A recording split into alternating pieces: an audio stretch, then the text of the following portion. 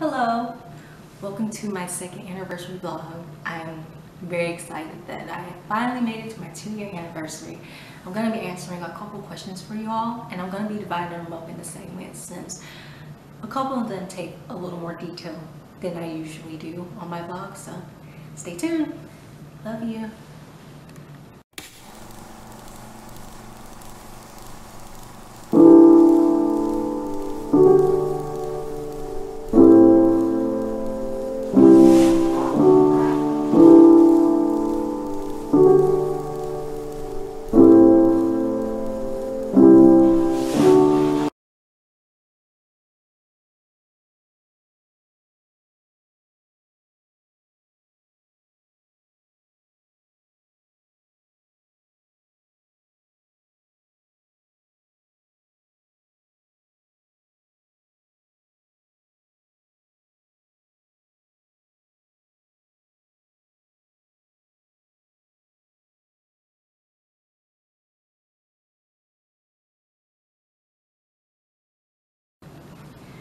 Alright, so for my first question, I have written down on my notepad.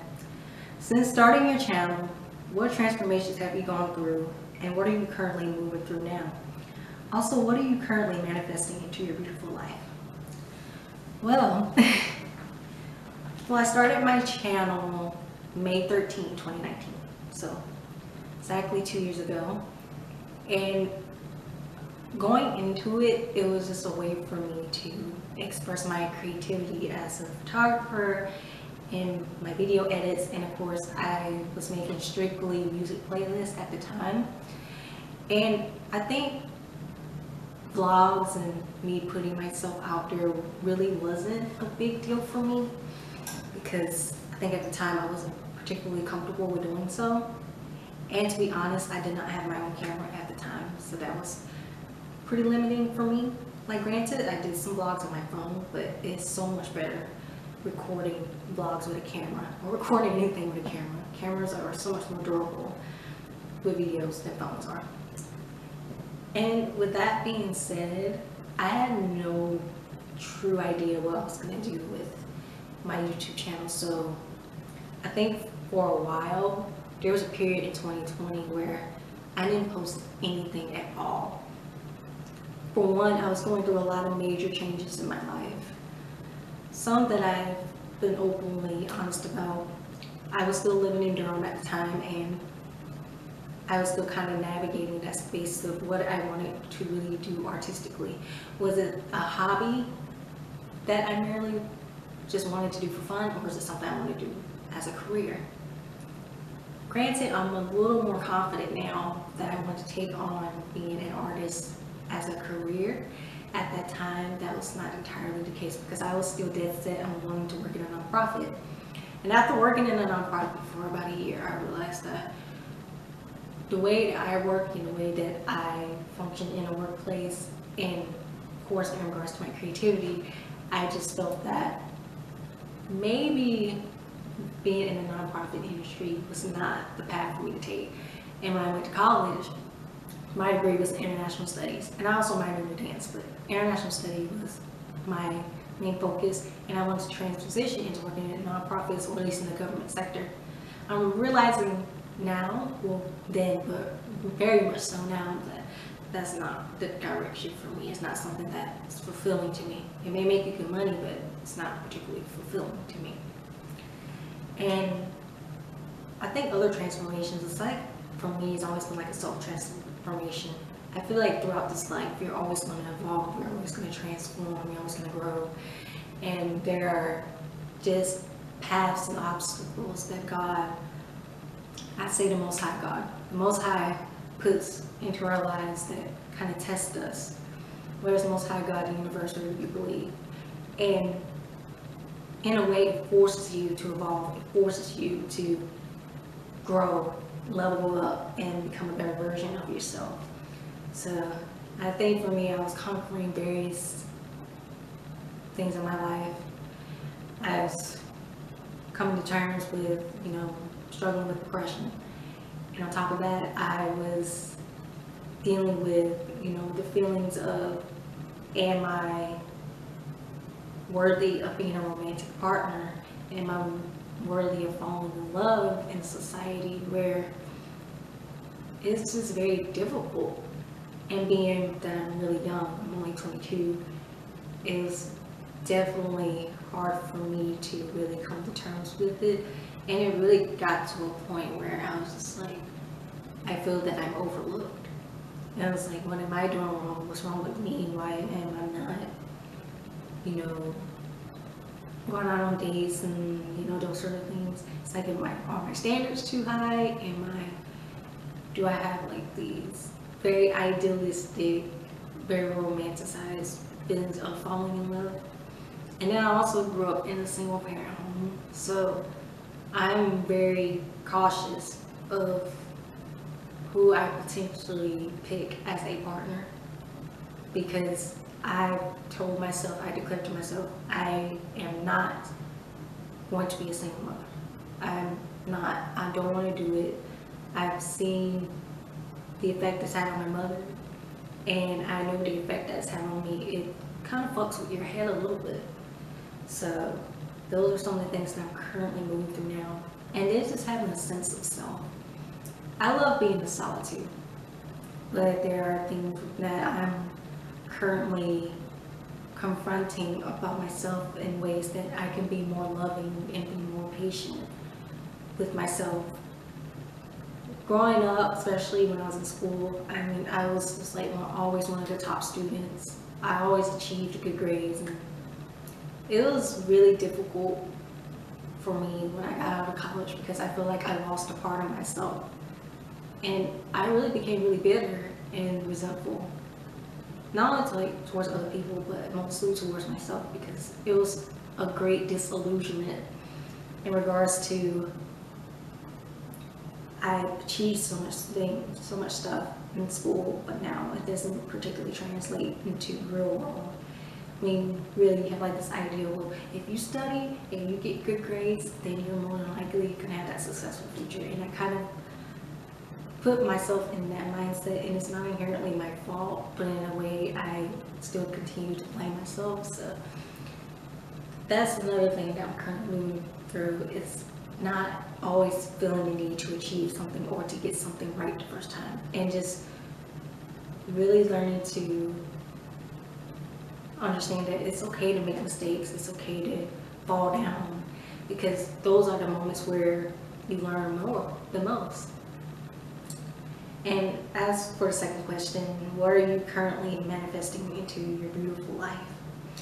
Well, kind of like the things that I just mentioned, manifesting love and romance, but also, a better understanding of myself. That's like the most important thing to me in my life right now, is getting to know myself so I can better show up for other people. And I'm not saying I'm waiting till I have it all figured out, because I've been waiting all my life, but I want to at least have a good sense of my wants, my needs, really become more in tune with myself and the gifts that God has given me, the intuition, listening to my gut and my mind, and obviously, praying and meditating on certain things that I'm not sure about, because obviously I don't really believe I can do all of this by myself.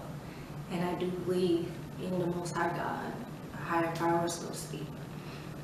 So I can go on and on. It's like a 2-hour testimony, but I think you all get the gist of that. So moving on to the next question.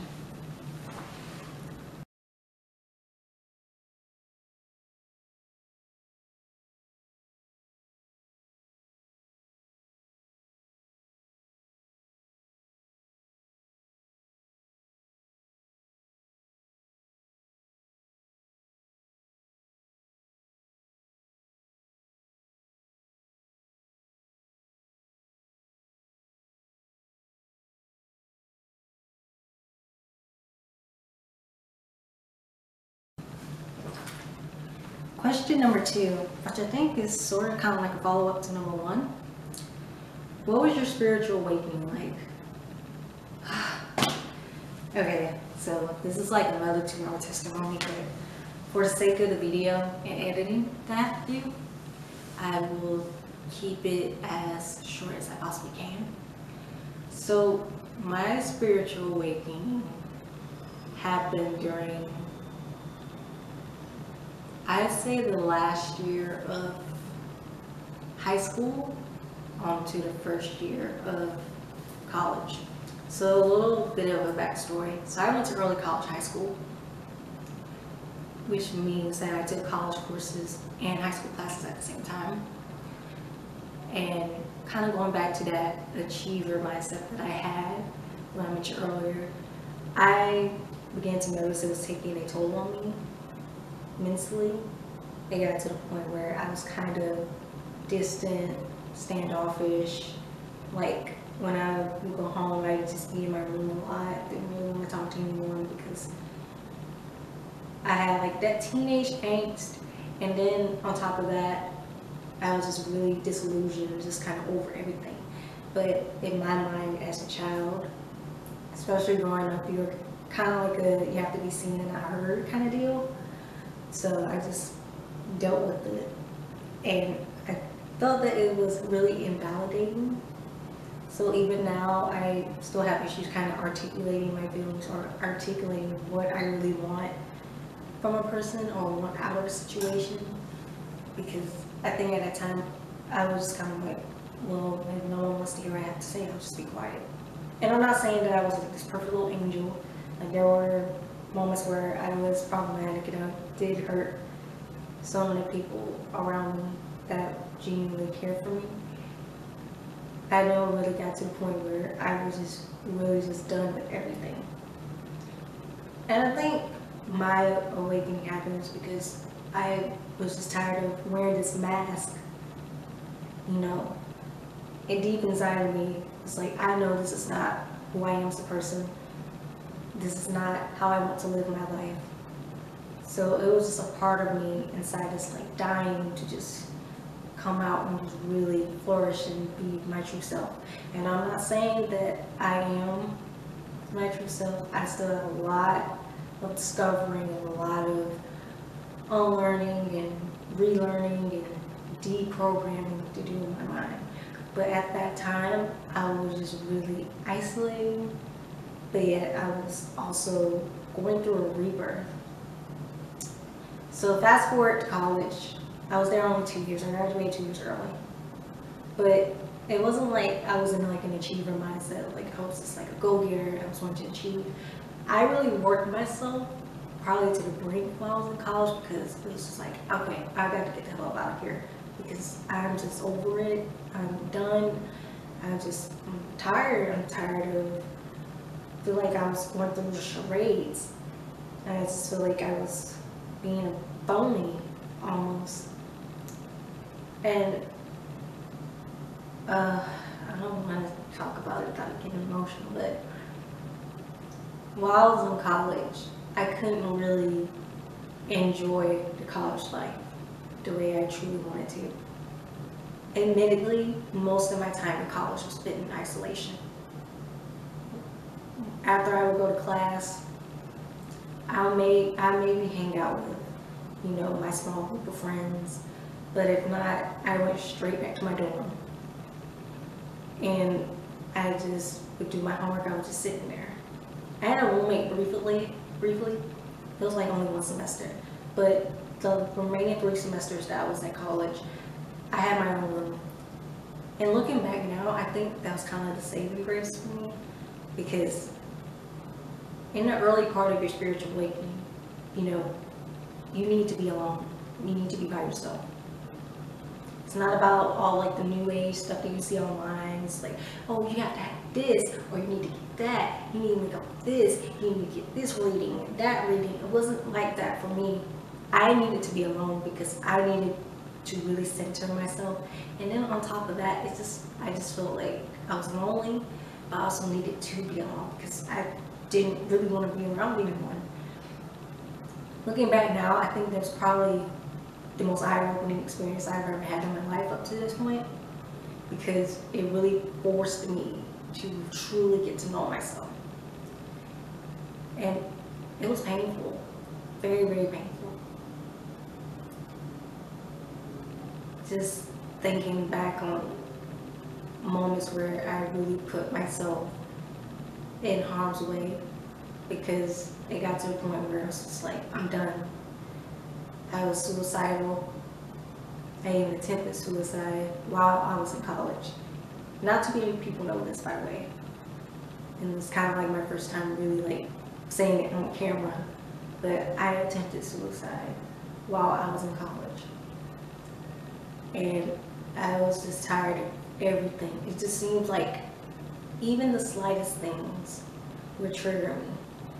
Were classes or something someone says or the environment, like everything around me had me on edge to the point where I was just like, I just wanted to throw in the towel.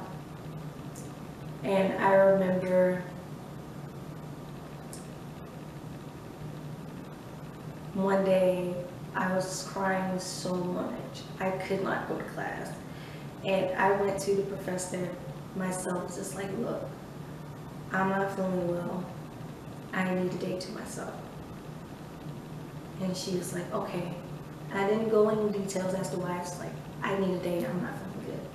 And I just remember I was just storming around campus. I was so mad, and I was just angry, I was just crying, I was just triggered. And I remember walking straight to the counseling center, walking straight to the counseling center on campus.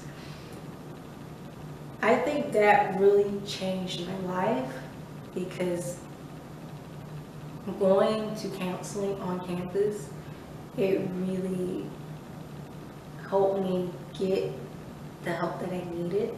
Granted, I didn't solely depend on going to counseling and therapy to really like deal with it and just sit with whatever emotions I had, but it really provided me with some tools that I could use in order to better learn how to sit with myself without wanting to harm myself or, have like those suicidal thoughts. And I'm always internally grateful for that experience. I went to counseling pretty much my entire time in college, and it really helped me get to know myself, and it really helped me understand certain aspects of my childhood and just certain things that I was going through, but I couldn't put into words what it was. And I think that's honestly the first time I learned about, anxiety, depression, and, being triggered, those sort of things, because I didn't know what it was. I wasn't taught about it at all. Not even in school, I don't recall. So being there in that counseling center on campus, it really did save my life. And granted, they were there for me when I had mental breakdowns and when I had to go stay at a center for like an evening. And it was very eye-opening for me. And as time went on, I would have what is called dark nights of the soul, where I was just disillusioned with everything, or I was just really called into myself, like I really needed my solitude so I can really come to terms with some things and, reflect and really center myself, have a deep sense of understanding. And on top of that, I grew up in a Baptist church home, and though I still read the Bible faithfully, I'm kind of disillusioned with the church right now as well.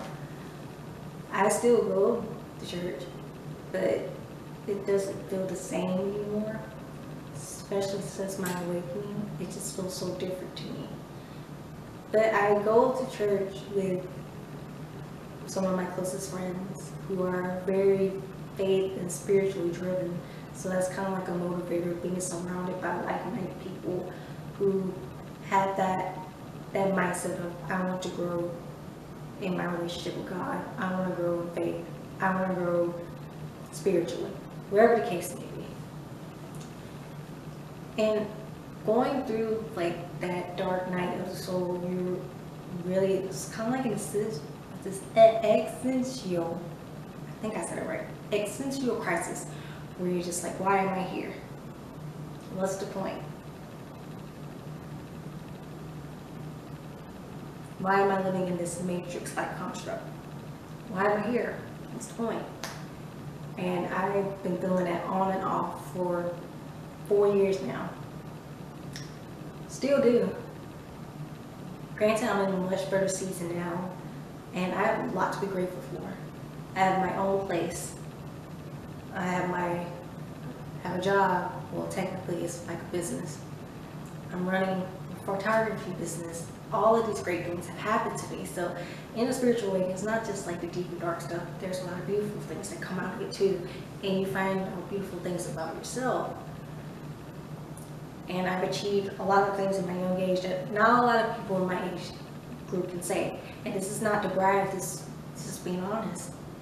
Not a lot of people in my age live in their own space. They may live with roommates, but they don't live completely on their own. I do.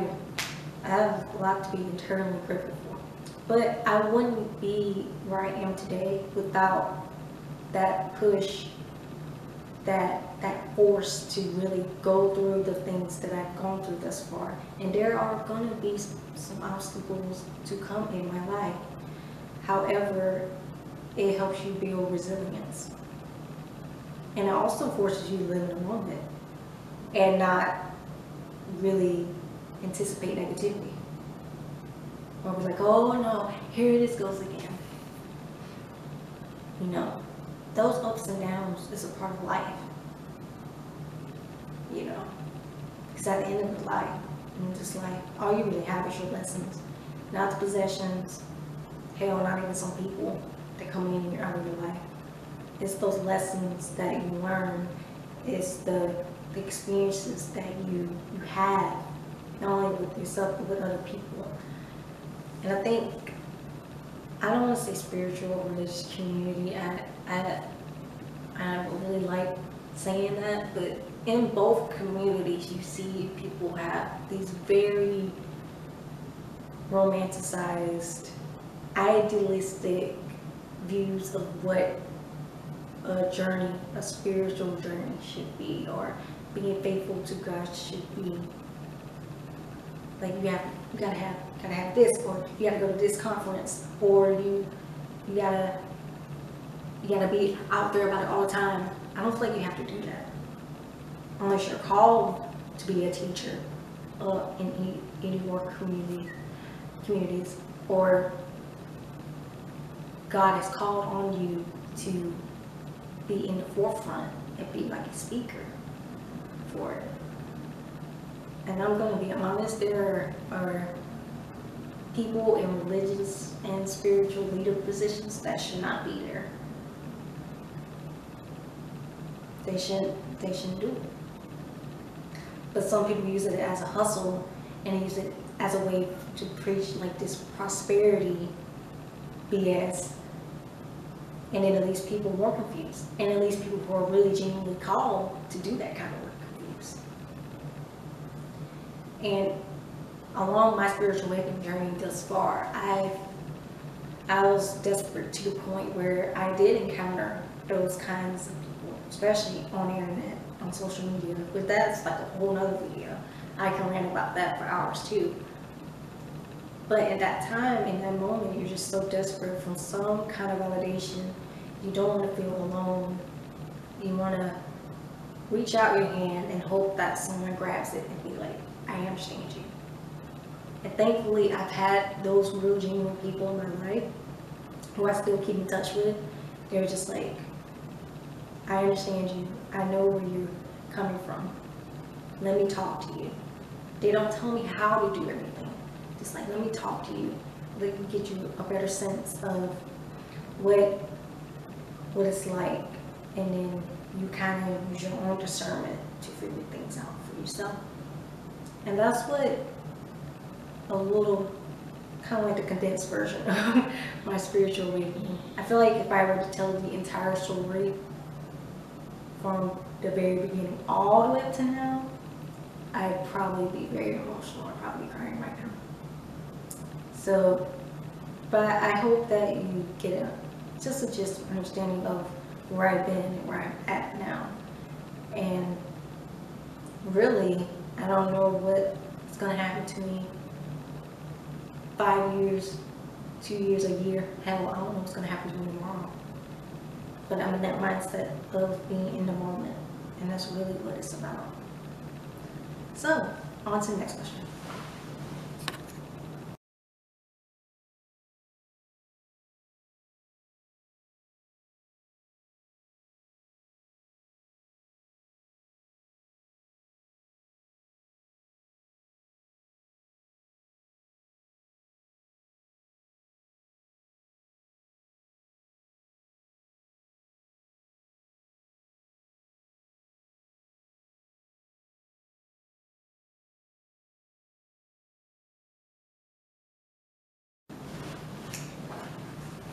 Question number 3.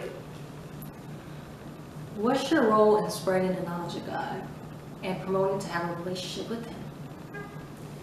This is something that I really pondered and was thinking on for quite a bit.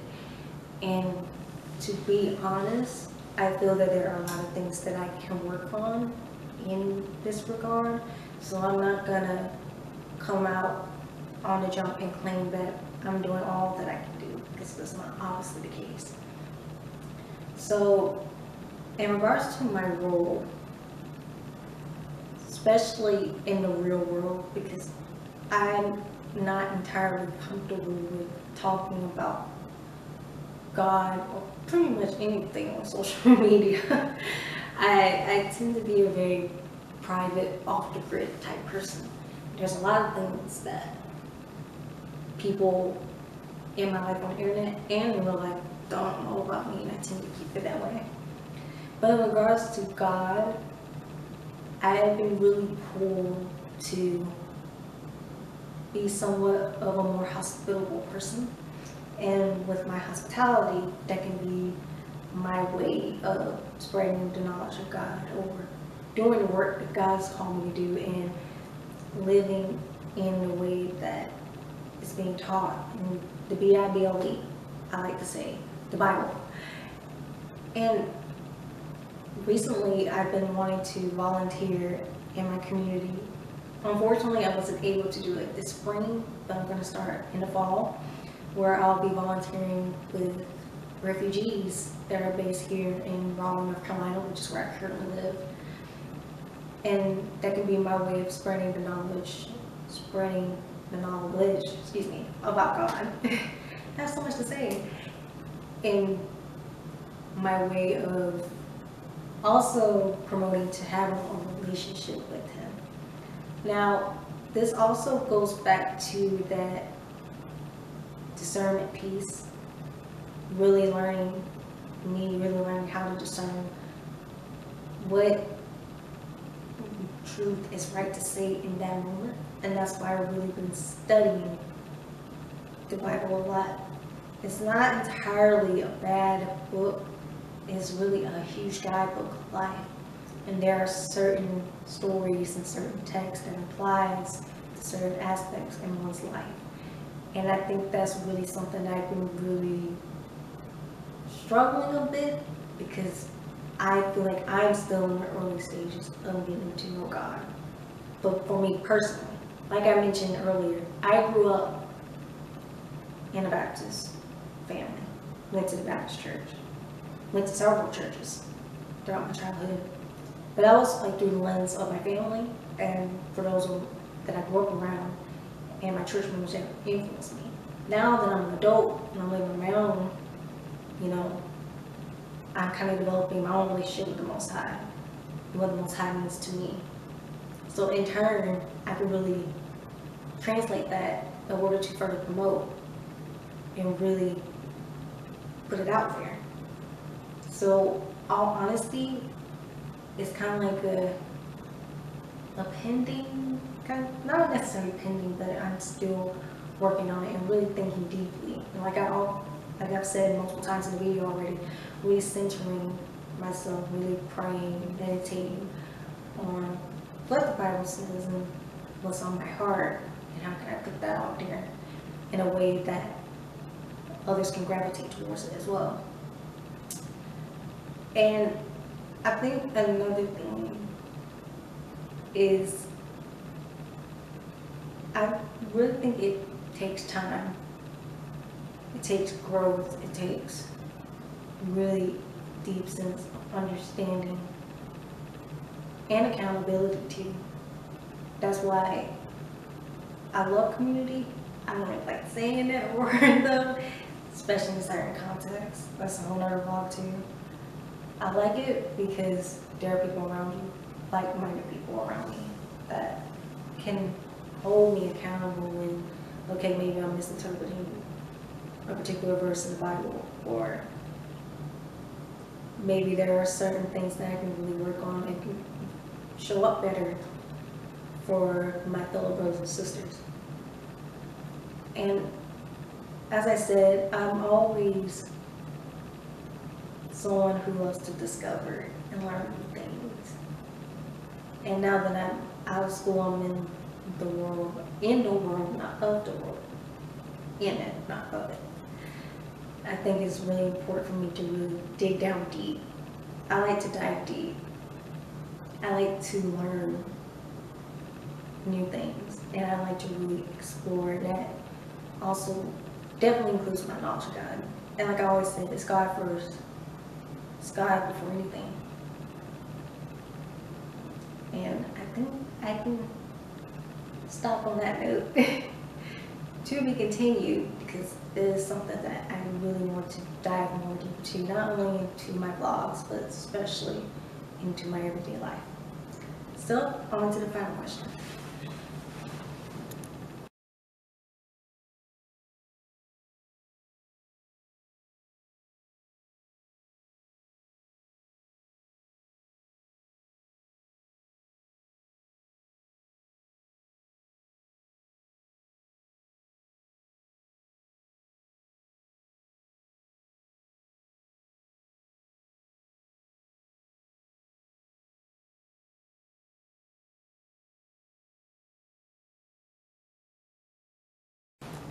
Last but not least, so moving completely away from spiritual awakening, manifestations, and knowledge of God and all that deep stuff.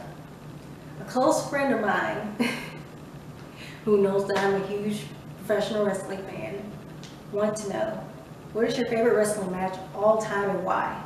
Who was involved and what was the build-up like and why did it affect you so much? So I picked two matches. I have a lot of favorite matches of all time because it's highly subjective. But my two matches that I picked was Mike Awesome versus Masato Tanaka and Owen Hart versus Bret Hart. And their match that took place at WrestleMania 10. So for Mike Awesome versus Masato Tanaka, it wasn't necessarily build up or like a storyline and whatnot. They just put on these crazy matches and their chemistry is off the charts. And a little fun fact, it was Masato Tanaka who introduced me to Japanese wrestling. He was the one that got me into Japanese wrestling because I saw him and I was like, let me watch some of his matches. So I went and I watched some of his matches when he was at FMW, and then after a while I started getting into the wrestlers at FMW, like Atsushi Onita, Hayabusa, who was one of my all-time favorites, and Megumi Kudo. Once again, whole nother vlog, can rant about that for hours. But one of my favorite matches of theirs was from ECW One Night Stand. And I think it was like in 2005, and it was actually a couple years before Mike Awesome unfortunately passed away in 2007. It was insane. And you always have like those matches where they're just two wrestlers that just mesh so well together. They're just able to create magic. Mike Awesome and Masato Tanaka was two of those people. Granted, there's a lot of others, but for them, that match just always sticks out to me because it kind of like parlayed me down a rabbit hole of Japanese wrestling, so to speak. And I was also an ECW fan. I actually have some old ECW tapes from like, not the WWE version of ECW, but like 1990s version of ECW. And that will always be one of my go-to matches that I would watch. So, enough of that match. Or feud, I should say. Now the second one I picked was Owen Hart versus Bret Hart at WrestleMania 10. One of my all-time favorite WrestleMania matches. Not only because it was brother versus brother, obviously, but the build-up was terrific. And it's one of those classic stories of like the younger brother being overlooked by the older brother. It's like that sibling rivalry, but on a larger scale, of course. And I was just in awe of not only the submission work, the spots, the in psychology, just the story that built up to it. It really, really captivated me. And then Owen Hart, turning on his brother and just like, no, F this. I'm tired of you overlooking me. I'm tired of you underestimating me. I'm going to do something about it.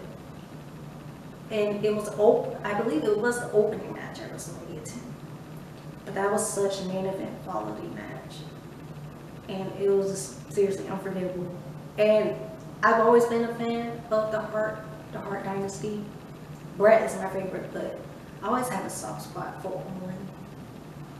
I think Owen Hart is one of those biggest what ifs in wrestling history because he passed away tragically. That's so young. I think his death anniversary is not too far away now. And he just had that charisma. He was just unbelievable in the ring. And you just really can't help but think, what if he was still around now? Like, how different the landscape of the business would be if Owen Hart was still around. And not just Owen, but several wrestlers who passed away tragically. And I know in the 90s era of wrestling, it's very captivating because you have like, of course, the Monday Night Wars. And then you have like the mass shift of rosters from like WCW to WWE, start the Attitude Era, and all of these major events that took place in the 90s. And then of course you have, Owen Hart and Bret Hart being like the front runners of that 90s wrestling era.